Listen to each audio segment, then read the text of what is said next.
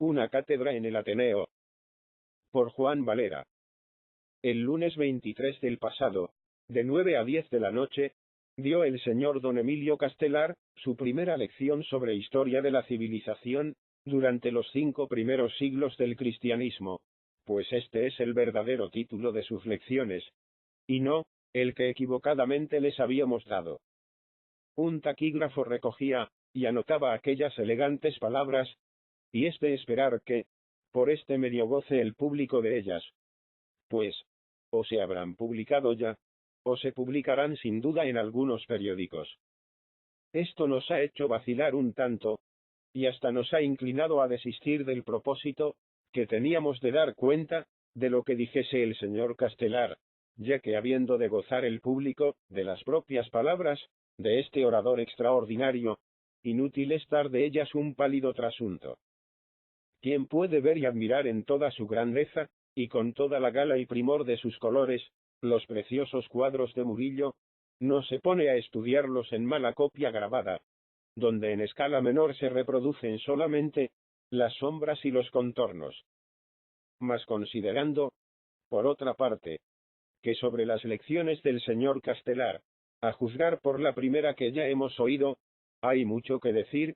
y que acaso lo que digamos no sea del todo fuera de propósito, nos ha parecido conveniente, más bien que extractarlas, examinarlas.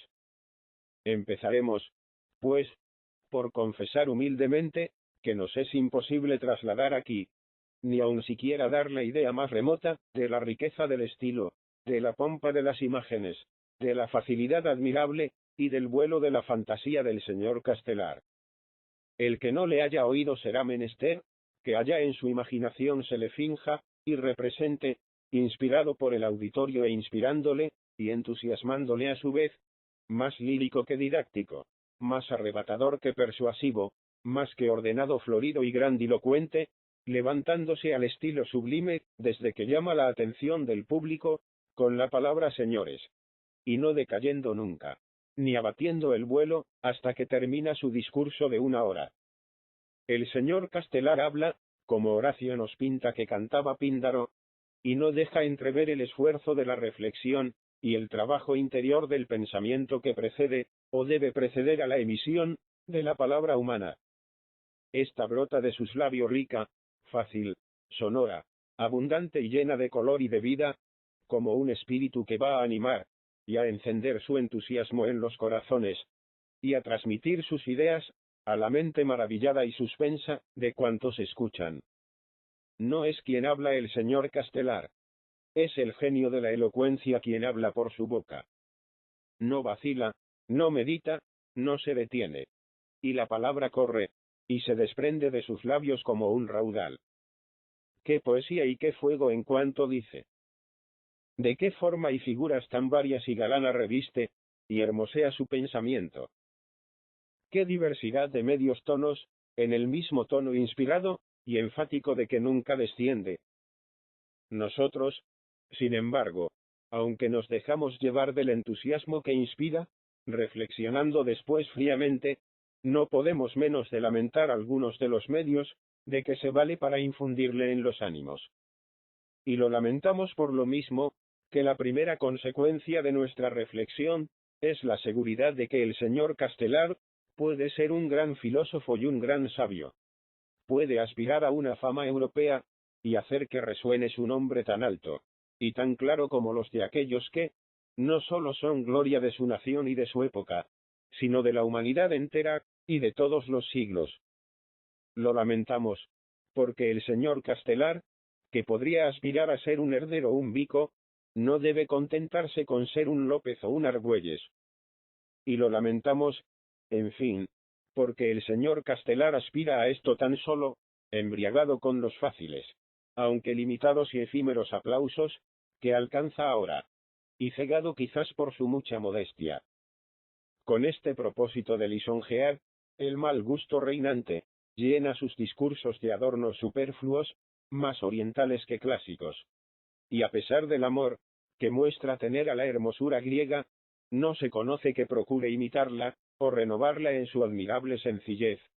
que no excluya por cierto el arrebato de la pasión, y la poesía templada y serena, que cabe en la elocuencia.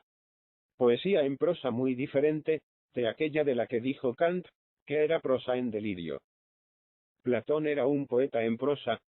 En su tiempo eran los pueblos más jóvenes, y debían complacerse más en símbolos y figuras. Y sin embargo, no hay en todas las obras de Platón tantas alas nacaradas, tantas perlas, tantas flores y tantos capullos, tantas imágenes, en fin,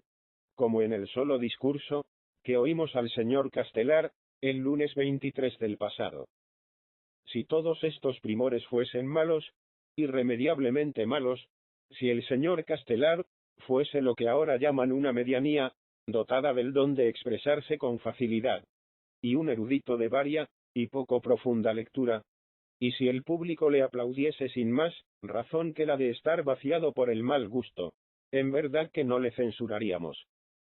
El edificio de su fama, fundado sobre tan frágiles cimientos, vendría a tierra al cabo por su propia pesadumbre, sin necesidad de que nosotros le aplicásemos la palanca de la crítica para derribarle. ¿Qué propósito nos llevaríamos por consiguiente en indisponernos con el señor Castelar y con el público que tanto le quiere? Mas como creemos que el público tiene razón, y sobrada razón, en aplaudirle, si bien esta razón no sea siempre la misma que nosotros tenemos, como estamos persuadidos de que sin menoscabar sus facultades, que son portentosas, podría el señor Castelar dirigirlas a un fin mejor y más elevado, y como le hacemos responsable del mal uso que pueda hacer de ellas, ya que Dios se las dio, no sólo para acrecentamiento de su fama, sino para gloria y bien de los demás hombres. Por eso, censuramos que se deje llevar de fáciles aplausos,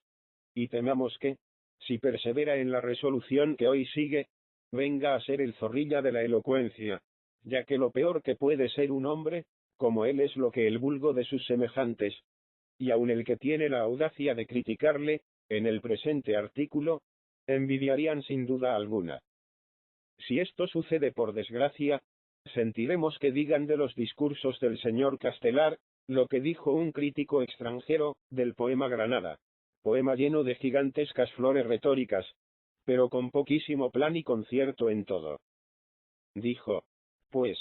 el crítico, no sabiendo cómo calificar aquel libro de tan desbaratada poesía, que para formar idea de él, era necesario saber exactamente la significación de lo que llaman los españoles música celestial, porque música celestial, y no otra cosa era el poema. Nadie imagine, con todo, que acusamos al señor Castelar del vacío de sentido. Ni, cómo acusarle sin contradicción, cuando hemos dicho que vemos en él una naturaleza privilegiada, de la cual puede salir un gran sabio. Ni nadie entienda tampoco que le acusamos de indeciso, porque ¿quién en nuestro siglo tiene ideas fijas a los 25 años de edad? De lo que le acusamos es de confuso y vago, de ocultar su incertidumbre en esa vaguedad y confusión, y de tratar de conciliar las diversas o irreconciliables opiniones que combaten aún por la posesión de su alma, envolviéndolas todas como en una nube de oro. Elegir una opinión, la más a propósito para el público español, y defenderla sin fe por defender algo, sería una hipocresía, y celebramos que el señor Castelar no la tenga, dándonos con esta ingenuidad una prueba más de lo mucho que vale. Pero más celebramos que expusiese sus dudas con franqueza, o que hubiese elegido asunto en que no las tuviese, o que antes de subir a la cátedra, las hubiese aclarado en su mente, trazando y levantando, no sobre suelo movedizo, sino sobre roca firme y segura, la hermosa e imperecedera fábrica de su historia.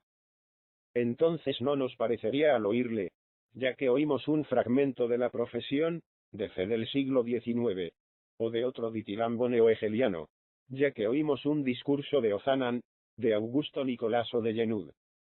Y no se diga que esta contradicción se podrá resolver en una síntesis suprema,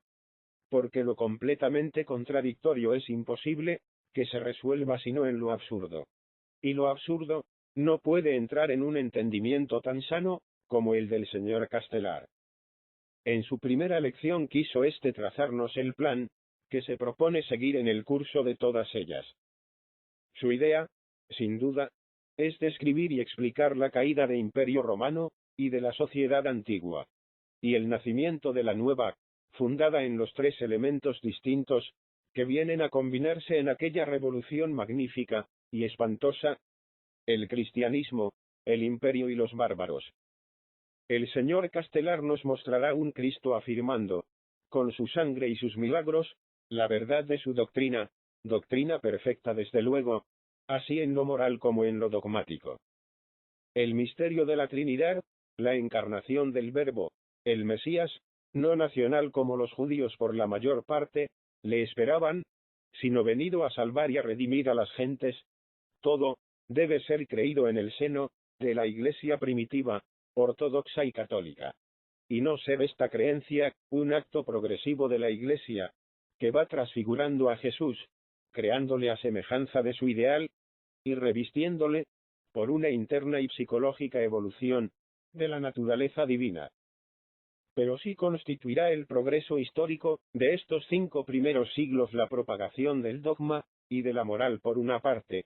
y por otra, la determinación y solemne declaración de ese dogma en los concilios y en los escritos de los santos padres. Mas esta misma obra no es en realidad, para un católico, de verdadero progreso, sino de conservación y defensa, ya que implica la oposición y el extravío de los herejes y el esfuerzo de los doctores católicos para conservar el dogma en toda su pureza. El señor Castelar se empeña en un inmenso asunto, y deberá describirnos desde la predicación de los apóstoles hasta la de San Patricio en Irlanda, la de San Paladio en Escocia, y la de Ulfilas entre los godos, a quienes llevó la verdadera fe, la civilización y las letras. El señor Castelar tendrá que dar razón de todas las herejías, y de la refutación de ellas, desde las que nacieron casi al pie del Calvario, al morir en él el Redentor de los hombres, hasta las de Arrio, Nestorio, Eutiques y Pelado. Tendrá que analizar las grandes producciones de la filosofía cristiana, las obras de los padres de la Iglesia de Oriente, de los Crisóstomos, Basilios y Gregorios, y las de los padres de la Iglesia latina, de los Jerónimos y Agustinos. Y habrá de reproducir la crítica que hicieron estos del paganismo y de la sociedad antigua, y dar a conocer cómo concurrieron a acabar con ella, levantando sobre su ruina la nueva sociedad y la Iglesia. Habrá de pintar vivamente la discordia nacida en el seno del mismo de la sociedad cristiana, a causa de las herejías, discordia que ya daba origen a obras literarias y filosóficas, unas defendiendo, otras oponiéndose a la verdadera fe, ya a sangrientos combates, a guerras civiles, a hechos heroicos, a actos de fanática barbarie, a milagros de humanidad, de constancia y de energía, y a inauditas y abominables crueldades. Habrá de seguir a la Iglesia, desde el Calvario hasta el Capitolio, desde las catacumbas y el circo hasta que apareció el Lábarum, en el cielo. Contarnos el martirio de sus confesores, las apologías de sus defensores y los triunfos de sus apóstoles. Volviendo la vista al mismo tiempo, al imperio que se desmorona, a los dioses que huyen, a la filosofía pagana que sucumbe, a la antigua sociedad que se disuelve, habrá de investigar las causas de tan extraordinarios acontecimientos, y retratarnos la corrupción y la grandeza de Roma, las iniquidades de sus naciones y Calígulas, y las admirables virtudes de sus Trajanos, Antoninos y Alejandros severos, en los cuales, si no la fe, la moral cristiana obraba ya sus milagros. Tendrá que referir los esfuerzos de los gentiles, para sostener la sociedad que se desploma con sus antiguas creencias, y para impugnar la religión naciente. Y tendrá que explicarnos y refutar las doctrinas de Celso, de Porfirio, de Plotino y de tantos otros sabios gentiles. Nos presentará también el amor a lo maravilloso, y el misticismo, desesperado de la verdad nacida de la razón, renegando del discurso y apelando a la magia y a la teurgia, levantándose en el aire con Simón el mago, resucitando los muertos con Apolonio, evocando a los genios invisibles con Jámblico, y uniéndose con ellos, por medio de mágicos conjuros, y el disgusto del mundo, y el horror de la vida que despuebla las ciudades y puebla los desiertos, que si produce, unido al catolicismo, las sobrenaturales virtudes de los Pablos y los Antonios, de los Pacomios y los Hilariones, engendra en las sectas heréticas el furor del martirio, y lleva a unos a buscar la muerte amenazando con ella a quien no los mate, y a otros a renovar con más frecuencia y ferocidad que nunca las mutilaciones horribles de los coribantes. La confusión, en tanto y la mal formada amalgama de religiones y creencias, venidas las unas de la India, de la Persia otras, y otras nacidas en la Grecia, en el Egipto o en la Siria, fermentan en el imperio, y dan ser y vida, ya a la sublime constancia de Epicteto, ya a la endemoniada locura, y a la no menos sublime inconstancia de Peregrino, que pasa por todas las sectas, que se inicia, y reniega sucesivamente, de todas las religiones, y acaba por quemarse vivo por su propia voluntad en los Juegos Olímpicos, y delante de toda la Grecia. Junto a la hoguera de Peregrino, oiremos las burlonas carcajadas de Luciano, y al par de las oraciones santísimas, de los solitarios de la Tebaida, los gritos feroces de los asesinos, de la hija de Teón. La fraternidad humana habrá sido, sin embargo, proclamada en el mundo, por tan clara e inaudita manera, que la falta misma de antecedentes históricos, mostrará palpablemente el origen divino y revelado de tan nueva doctrina. Y esta doctrina hará mejor la condición del esclavo, de la mujer y del hijo, y ciudadanos de la misma ciudad de Dios al persa, y al griego, al romano y al godo. El antiguo orden de la sociedad caerá por tierra para dar lugar a otro nuevo orden. En el mismo momento temeroso, en que verá la humanidad sepultarse para siempre una gran civilización, despuntará la aurora de otra más grande. Y si los magníficos templos serán arrasados y rotas, las estatuas hermosísimas, el monje Telémaco pondrá término con su martirio a los combates de los gladiadores. Entretanto los bárbaros del norte, empujados los unos por los otros, desde las fronteras de la China, y guiados como por un destino misterioso, se precipitan y caen sobre el imperio romano. Le destruyen, y cruzando su raza vigorosa, con la raza gastada por la antigua civilización, engendran las modernas naciones europeas, dominadoras del mundo. Aun antes de salir de las sombrías selvas de la Germanía y de las llanuras desiertas de la Escitia, el agua del bautismo había templado en muchos de estos bárbaros el ardor rudo de la sangre y la nativa crueldad de la naturaleza. La pintura que hizo de aquellos pueblos el señor Castelar, ya siguiendo a Tácito, ya a Jornandes, ya a los poetas e historiadores latinos de la misma edad, los cuales los miraron y describieron con la viveza y con la poesía del espanto, fue un trozo de elocuencia bello, acabado y sublime. El público la aplaudió con legítimo entusiasmo, y nosotros le aplaudimos entonces. Y ahora la aplaudimos, porque la pompa de las palabras, la riqueza de las imágenes, y el fuego de la expresión, se ajustaban allí, con la terrible majestad del asunto. Pero como ya hemos dicho, y más claramente se desprende del rápido bosquejo que acabamos de hacer, es tan grande, tan complicado y tan fecundo, en cuestiones de la mayor entidad y trascendencia, el plan que el señor Castelar se propone seguir en el curso de sus lecciones, que mientras más lo reflexionamos, nos parece más ardua la empresa y más difícil el darle dignamente cima en las 24 lecciones que podrá tener el año académico del Ateneo. Suplicamos, pues, al señor Castelar que dé a este asunto todo el espacio y el estudio que requiere, que si no puede, como no podrá, tratarle en un año o en dos, que le trate en 5 o en 6, que se limite en el presente a explicarnos la historia del primer siglo, que estudie con detención toda la semana, antes de presentarse a explicar, que suprima imágenes, y que acumule ideas y hechos, que vengan en apoyo de estas ideas, y que resuelva con valor, con originalidad, y firme y decididamente, aunque después de un profundo examen, todas las cuestiones que brotarán a cada paso de esas ideas, y de esos hechos, conforme los vaya exponiendo a su auditorio. Entonces creeremos que el señor Castelar hará, no una serie de odas en prosa, sino una grande obra de enseñanza, de lo cual es muy capaz, si la impaciencia y la desidia no lo impiden. Para nosotros no vale el argumento de que en este siglo se vive muy deprisa. Esta es una de esas muchas sentencias falsas, o sin sentido, que a fuerza de repetirlas llegan en el día a pasar por axiomas. En nuestro siglo se vive tan despacio como en cualquiera otro, y por lo mismo que hay más medios y facilidad de aprender, y mucho escrito sobre todo, se puede y se debe exigir del que enseña que estudie y medite concienzudamente, y que si no dice algo nuevo, diga al menos, refutando las opiniones contrarias, terminante y despejadamente la suya.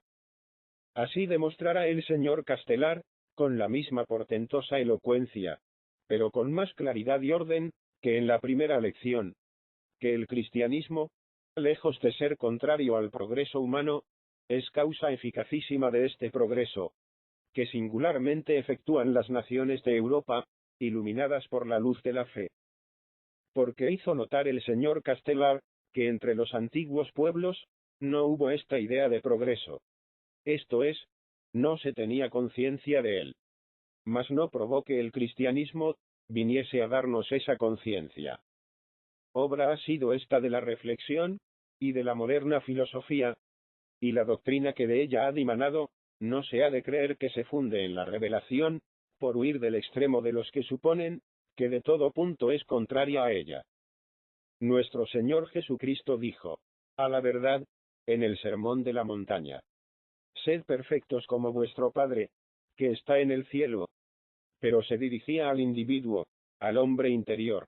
y no hablaba de la sociedad entera, y del progreso que material y exteriormente puede hacer ésta, realizándose de un modo más o menos imperfecto, en este valle de lágrimas. El fin de la perfección que Cristo proponía a los hombres, está fuera de este mundo. El fin del progreso moderno está en el mundo mismo. La aspiración que Cristo hacía nacer en los corazones, era una aspiración infinita. La aspiración del progreso moderno, cuando es infinita también, está en oposición con la doctrina de Cristo, y, no ya los neocatólicos, sino los católicos deben reprobarla. Al morir Cristo, murió con él el viejo Adán y nació un Adán nuevo, lo cual ha de entenderse en sentido místico, como San Pablo lo entendía. Progreso vale tanto, como ir de la imperfección a la perfección. Y mal podía ser progresiva en su esencia, una doctrina que desde luego era perfecta, y por consiguiente incapaz de progresar, y de mejorarse. Ni aun suponiendo que el progreso estaba en la propagación de esta doctrina, por todas las naciones, se ha de suponer que se equipare, y univoque con el progreso, tal como se entiende ahora. Si el Señor dijo ite docete omnes gentes, no fue con el propósito de que instruyesen los apóstoles al mundo, y le preparasen para fundar la nueva Jerusalén, en la tierra, sino para que hiciesen de modo que, al dejar la tierra esas gentes, pudiesen ser en el cielo, ciudadanos de la nueva Jerusalén. Por eso el profeta Isaías llamó a Cristo Padre del siglo futuro.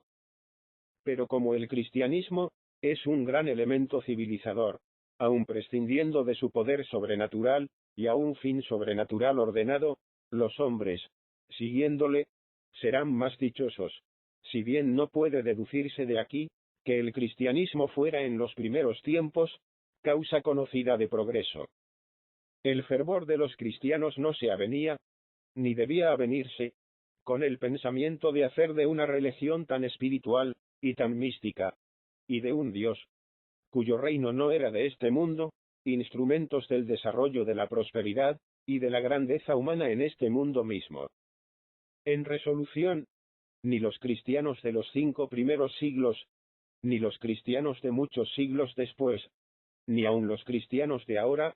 fueron ni son progresistas por el hecho de ser cristianos. Tal vez los gentiles fuesen más deliberadamente progresistas, porque pensando mucho en esta vida, y poco en la otra, se debían inclinar a hacerla mejor.